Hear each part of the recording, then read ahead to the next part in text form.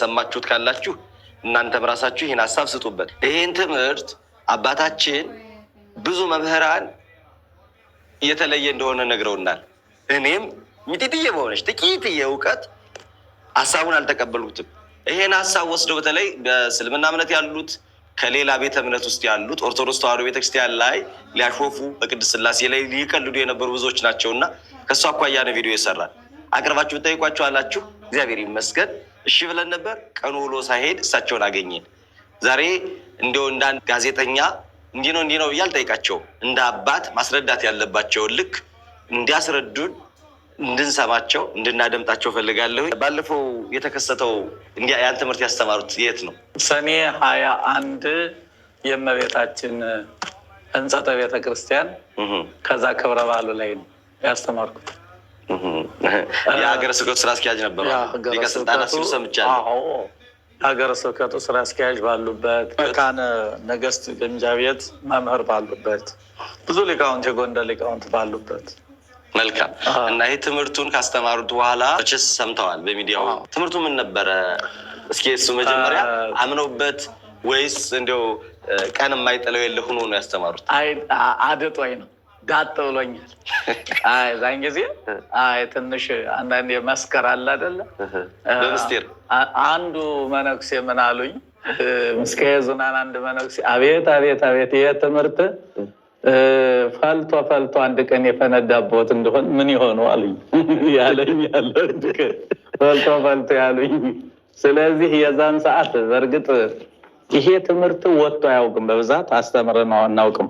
አባቶቻችን ምእመናን የማይሸከሙትን ትምህርት ምስጢረ ሥላሴ በጉባኤ ቤት የሚነገርን ነገር ወደ ውጭ አውጥታችሁ ምእመናን አታስጨንቁ። ብዙ ጊዜ ደክመው መርምረው አያገኙትም እና ይደናገራሉ ምእመናን።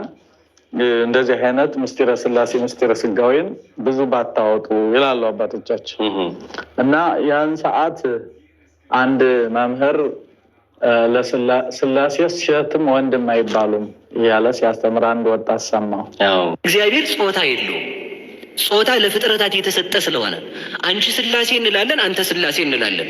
ለሥላሴ ጾታ የላቸውም። እንኳን ለሥላሴ ለመላእክት ጾታ የላቸውም። የወንድም የሴትም ጾታ የላቸውም። እንኳን ለመላእክት ለሰው ነፍስ የወንድም የሴትም ጾታ የላቸውም። ጾታም የላቸውም ሲባል እያለ ሲያስተምር ምን ትዝ አለኝ? ከዚህ ከሃይማኖተ አበው ከሰለስቱ ምዕት ቃል ነአምን ከመቦ ለእግዚአብሔር ቃል አእይንት ወአይዛን አእዳው ወአይጋር ወኩሎሙ ለተርፉ አካላት። ለእግዚአብሔር ዓይን፣ እጅ፣ አፍንጫ፣ እጅ፣ እግር ሌሎቹም የቀሩት አካላት እንዳሉ እናምናለን። ነገር ግን ይመረመራል ቢሉ ነገር ግን አይመረመርም ረቂቅ ነው ይላል። ይሄን ወኩሎሙ ለተርፉ አካላት የቀሩትም አካላት አሉት የሚለው አንዱ ገጸ ንባብ እሱ ሆኖ ሳለ ሌላው ምን ትዝ አለኝ? መጽሐፈ ሚላድ የሚባል መጽሐፍ አለ። እሱ ያልተመረመረ መጽሐፍ ነው። እውነት ለመናገር ያልተመረመረ መጽሐፍ ነው። እሱ ጠቅላላ በቃ በእኛ አካል ያለው ሁሉ እንዳለው ቁጭ አድርጎ የሚናገር መጽሐፍ። ነገር ግን ይመረመራል ቢሉ ነገር ግን አይመረመርም ረቂቅ ነው ይላል። ይሄን ወኩሎሙ ለተርፉ አካላት የቀሩትም አካላት አሉት የሚለው አንዱ ገጸ ንባብ እሱ ሆኖ ሳለ ሌላው ምን ትዝ አለኝ? መጽሐፈ ሚላድ የሚባል መጽሐፍ አለ። እሱ ያልተመረመረ መጽሐፍ ነው። እውነት ለመናገር ያልተመረመረ መጽሐፍ ነው። እሱ ጠቅላላ በቃ በእኛ አካል ያለው ሁሉ እንዳለው ቁጭ አድርጎ የሚናገር መጽሐፍ ነው እና በገጸ ንባብ ከዛ በትርጓሜ ከዛኛው መጽሐፍ አደናገረኝ። ምንል ግን ለሥላሴ ለመላእክት ለነፍስ ጾታ አይነገርም፣ አንቀጽ እንጂ ጾታ አይነገርም ነው የሚባል። እንግዲህ መቼም ሰይጣን ክፉ ስለሆነ ምዕመናን እንደሚወዱኝ ያውቃለሁ። እኔ ደግሞ ጠያቂ ሰው ነኝ። ስለዚህ ወዲያው እንደወረድኩ ወዛውን የተያዝኩት እኮ ከዛው እኮ መምህር ቃለ ሕይወት ምራዟል የራሴ ተማሪዎች ገጠሙኝ አይደለ እንዴ?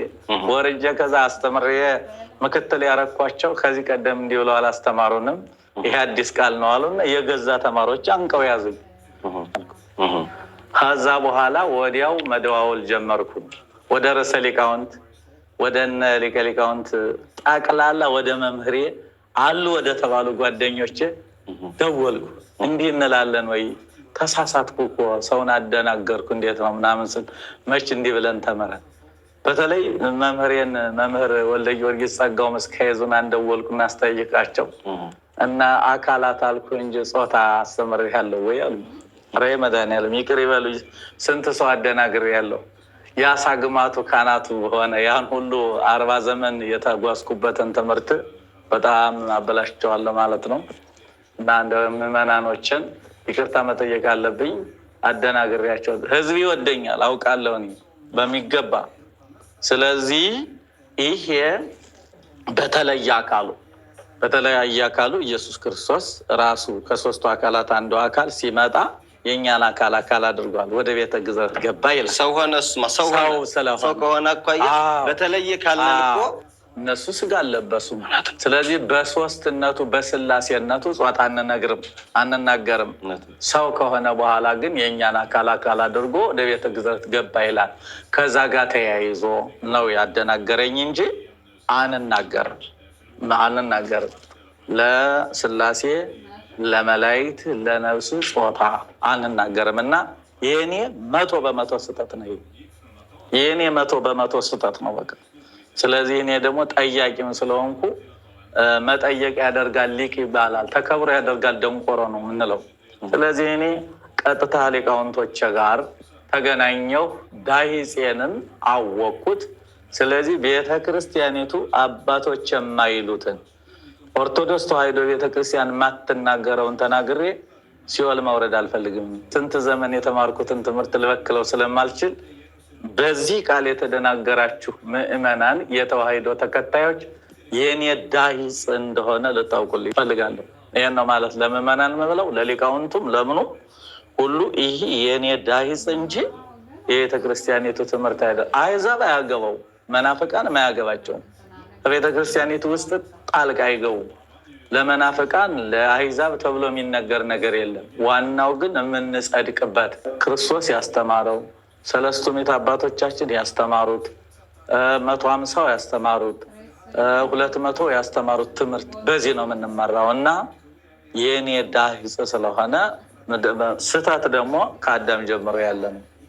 ስለዚህ መላእክቱም ይስታሉ እንኳን የሰው ልጅ። እና ይሄ የኔ ዳሂፅ 100% እኔ የተሳሳትኩት እንጂ የቤተ ክርስቲያኒቱ አስተምሮ ባለመሆኑ በዚህ የተደናገራችሁ የክርስቶስ የተዋሕዶ ልጆች 100% ብድግ ብዬ ይቅርታ ጠይቃቸዋል።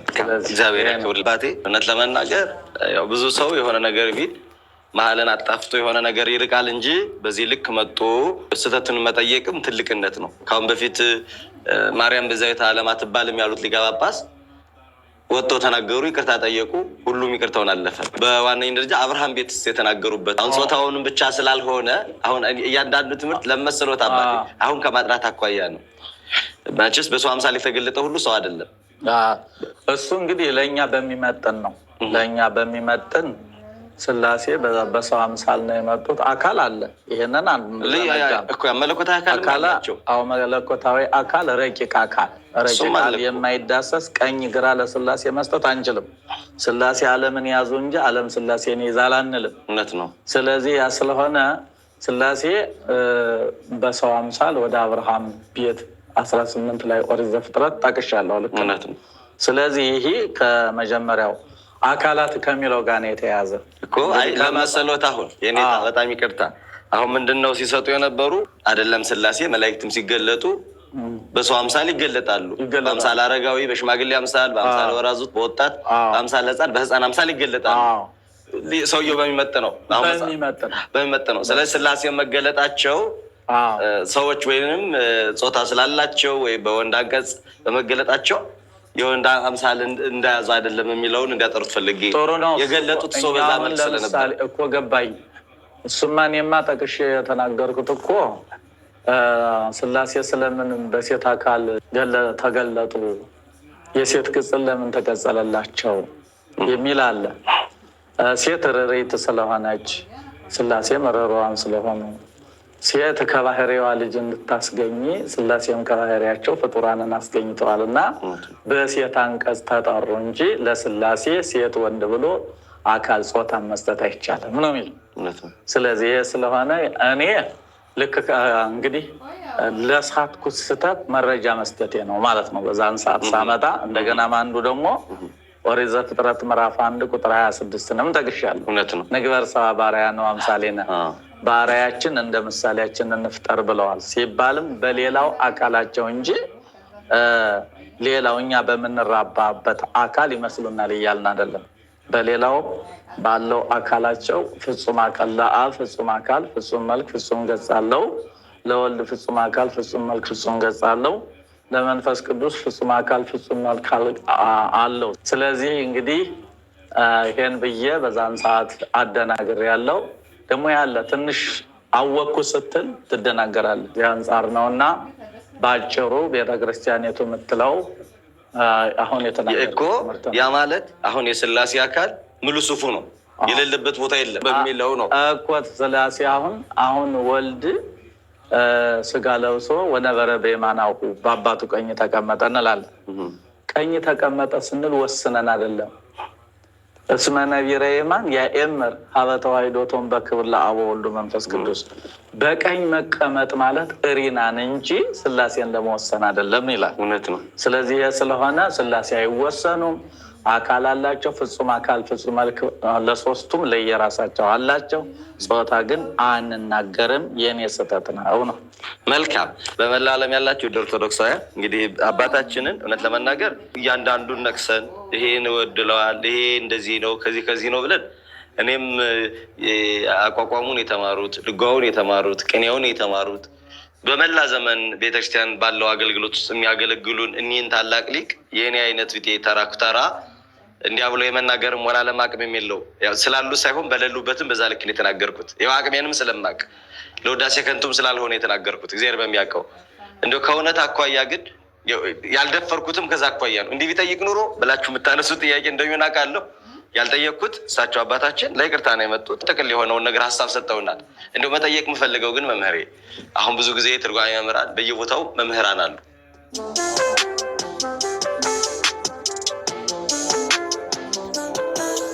Dammvippan är ingen dammvippa, utan det här är ett penisfodral från Vanuatu. መምህራን አሉ። ሐዲሳቱን ብሉያቱን ተምሮ ይሄዱና ጉባኤ ይተክላሉ፣ ቁሞም ያስተምራሉ። የሊቅነት ችግር ባይኖርም ትርጓሜውን ብቻ ተምሮ ማስተማር ከዛ በኋላ በዙሪያ ያሉ መጻሕፍቶችን አለመረዳት እንደዛ ነገር ይበዛል።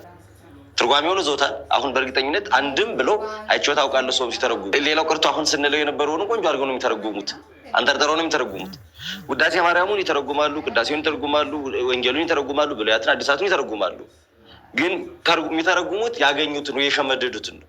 ትርጓሜውን መረዳት ላይ በጣም ብዙዎች የሚያቅታቸው እና አንዳንድ ጊዜ የሆነ ትልቅ የሚባል ሰው እውቀቱን እንዳልከወት በመማር ደረጃ በጣም ብዙ አውቆት ሀሳቡን መረዳት ላይ ወደኋላ ይልና ተሳስተዋል እንዳይባሉ የእውቀት ደረጃቸውን ያውቃሉ። ዝም እንዳይባል ደግሞ መቼስ ብዙ ከመሸከም ጥቂት ማላመጥ የሚባለው ነገር አለና የገባቸው ሰዎች ይከራከራሉ።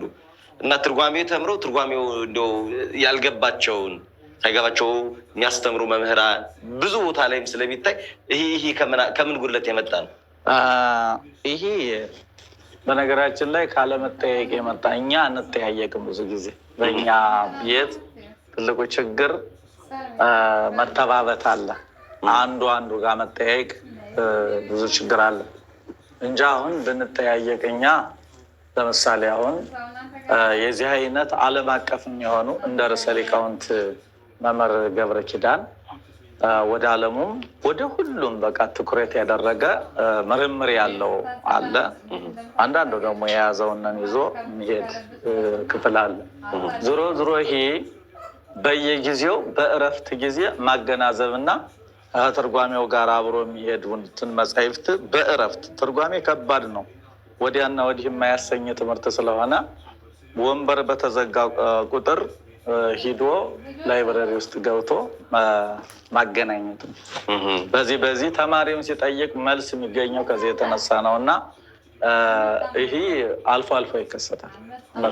አልፎ አልፎ ይከሰታል። ገሌ ሀዘር ማንሳትና ትርጓሜ መሸምደድ ላይ ደካማ ናቸው፣ ምስጢር ላይ ጥሩ ናቸው ይባላል። አንዳንዱ የቱ ይሻላል ግን? አሁን ዘሩን እዞት ምስጢር ከሚጎለው እንዲያው ዘሩን እዞት ሁለቱንም ቢኖር ጥሩ ነው።